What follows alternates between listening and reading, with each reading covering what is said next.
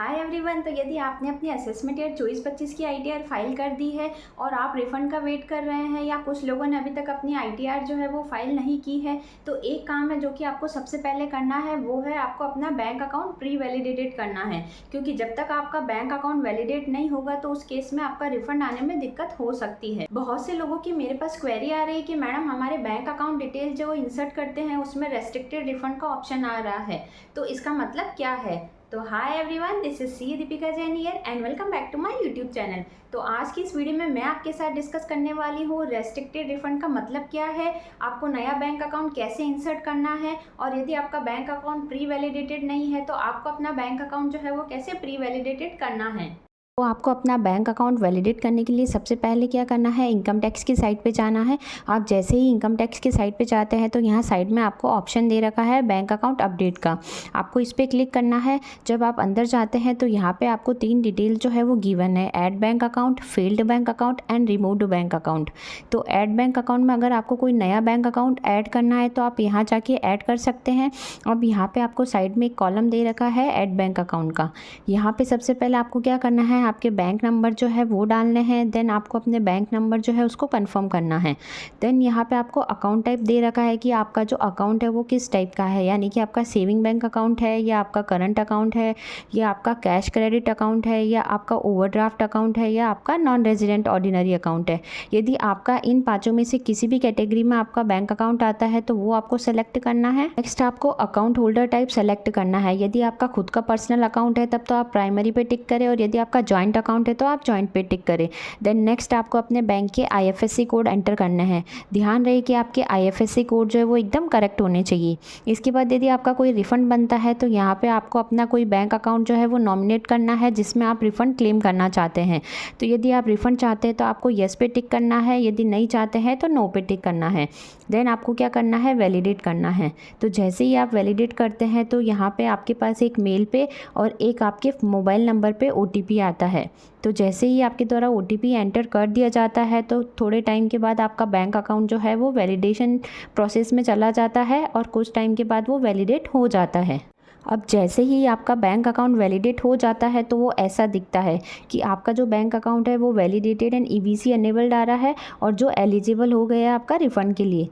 अब कुछ लोगों का डाउट है कि मैम हमारे बैंक अकाउंट तो वैलिडेटेड है लेकिन यहाँ पे रेस्ट्रिक्टेड रिफ़ंड का ऑप्शन आ रहा है, तो इसका मतलब क्या है। तो रेस्ट्रिक्टेड रिफ़ंड का मतलब है कि आपका जो बैंक अकाउंट है वो रेस्ट्रिक्टेड हो गया है रिफ़ंड के लिए, यानी कि आपके बैंक अकाउंट में मैक्सिमम 50 लाख रुपए तक का रिफ़ंड ही क्रेडिट हो सकता है। वैसे जनरली बहुत ही कम ऐसे लोग होते हैं जिनकी 50 लाख रुपये से ज़्यादा की रिफ़ंड अमाउंट होती है। बैंक अकाउंट डिटेल ऐड करते समय एक चीज़ आपको स्पेशली ध्यान रखनी है कि आपका जो पैन नंबर है वो आपके बैंक अकाउंट से लिंक होना चाहिए।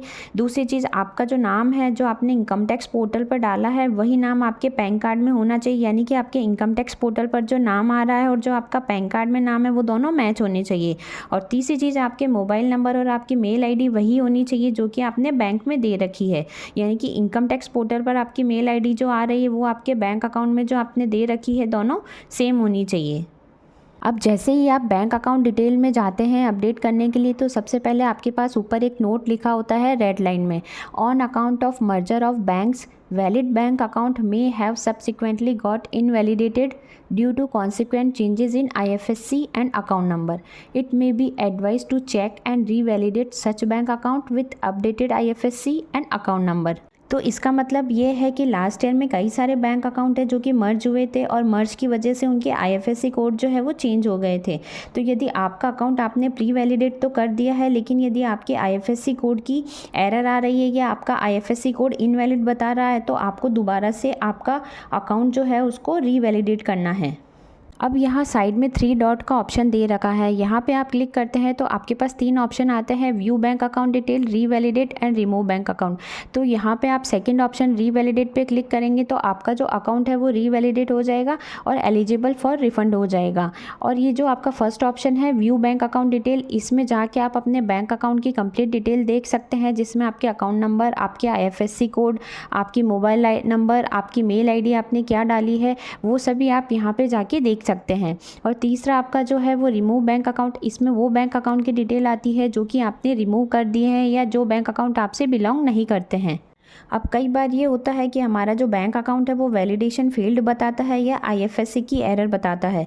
तो इसके लिए सबसे पहले काम आपको क्या करना है, आपको बैंक में जाना है और वहाँ पे आपके आईएफएससी कोड जो है उसको क्रॉस चेक करना है।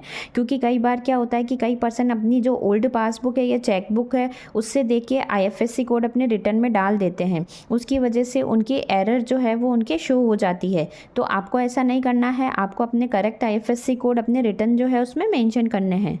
तो यदि आप भी अपना आईटीआर फाइल करने जा रहे हैं तो एक चीज़ आपको ज़रूर ध्यान रखनी है कि आपको अपने जितने भी बैंक अकाउंट है, चाहे वो करंट बैंक अकाउंट हो या सेविंग बैंक अकाउंट हो, उन सभी के आईएफएससी कोड जो है वो ज़रूर चेक करने हैं। और जिसमें भी आप रिफ़ंड क्लेम करना चाहते हैं उस बैंक अकाउंट को आपको प्री वैलिडेटेड ज़रूर करना है। तो आई होप आज की जो ये वीडियो है वो आपके लिए काफ़ी यूज़फुल रही होगी। वीडियो से अगर कुछ सीखने को मिला हो तो चैनल को लाइक शेयर एंड सब्सक्राइब करना ना भूलें। मिलते हैं ऐसी किसी नेक्स्ट यूज़फुल वीडियो के साथ, तब तक के लिए बाय बाय।